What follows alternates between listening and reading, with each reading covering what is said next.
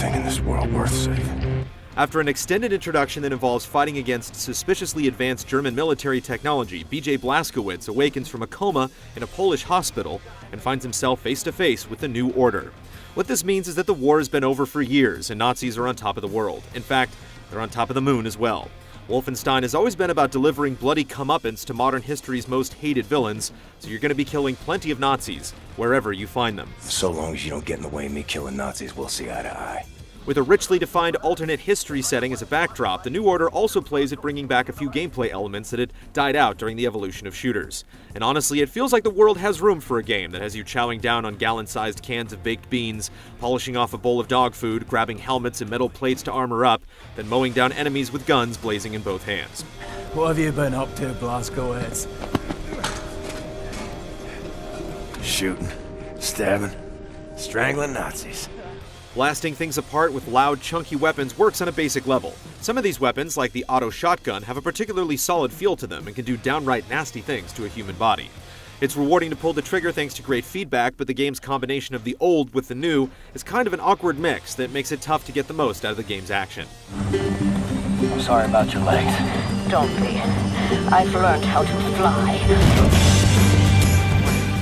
BJ functions like a one-man army, a walking Noah's Ark of an arsenal carrying 2 of every weapon, but he's far from invincible. That you need to scrounge up medkits, food, and armor provides an interesting consideration that shapes the way you approach a firefight, but keeping yourself in fighting shape is tiresome. Grabbing so many individual items is a pain that's aggravated on consoles since you can't press the button to pick something up without taking your finger off the analog stick. Aggressive, constantly flanking enemies while entertaining to off, making it difficult to scavenge during a fight unless you're in an extremely open area. If he is testing us, we are failing gloriously. Because it's so difficult to build and maintain a damage buffer without playing defensively and peeking around cover, the already risky strategy of going all out while dual-wielding weapons feels even less viable since you'll naturally sacrifice health and ammo.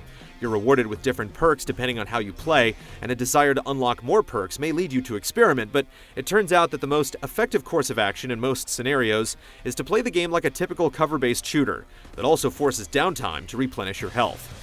Say it ain't so. It's a bit more than just a war of attrition, though. You'll have frequent opportunities to go stealth with your knife or silenced pistol, which is a particularly good idea when you're facing enemy officers who, if left alive, will call in reinforcements when they detect you. Even though the sneaking and snuffing are quite basic, and playing this way will expose National Socialists as unobservant ninnies, it's ultimately a good thing for the game's pacing, and helps players manage the game's increasingly stiff level of challenge. Here they come. Wolfenstein tries to strike a balance between classic and modern design, but the game can't break from the established cinematic style that makes so many modern games feel phony and predictable. You'll often witness a cutscene, then briefly be given control to do some inconsequential task like hunting around an environment for particular items, and then go straight into another cutscene. Other times, you'll find yourself frustratingly stuck in the middle of some drama as a first-person spectator, unable to take action until things have gone horribly wrong. You're only able to exact revenge when you're given the go-ahead, and the vengeance might feel so artificially manufactured that it doesn't even feel worth it. Have you finished complaining?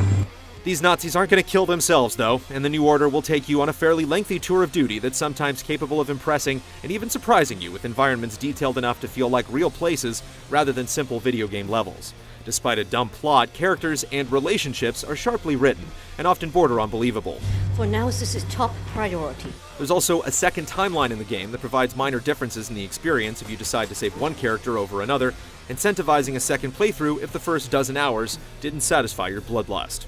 You know about before going off on you like that. It's a force of habit. It's hard to play Wolfenstein: The New Order without noticing some really interesting ideas, but the game seemingly can't help working against itself.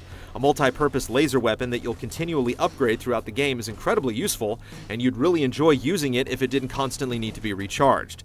The steady introduction of more heavily armored enemies who hardly react when you shoot them also feels like self-sabotage, making your weapons feel less powerful later in the game. Major confrontations framed as boss battles also struggle to create much urgency or excitement.